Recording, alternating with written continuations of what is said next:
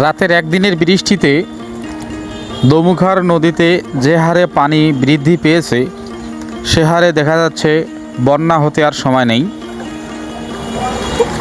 ধান ক্ষেত, ফরেস্ট সহ বিভিন্ন এলাকায় পানি ভরপুর হয়ে গেছে।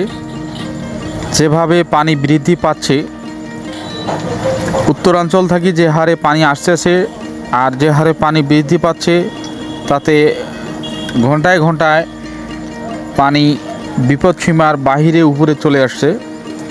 নদীতে পরে ফরেস্ট পর্যন্ত পানি উঠে গেছে এবং কি রাত্রে যদি এ হারে পানি হয় সে হারে বলার বাইরে। এই যে ধান ক্ষেতগুলো ডুবে গেছে।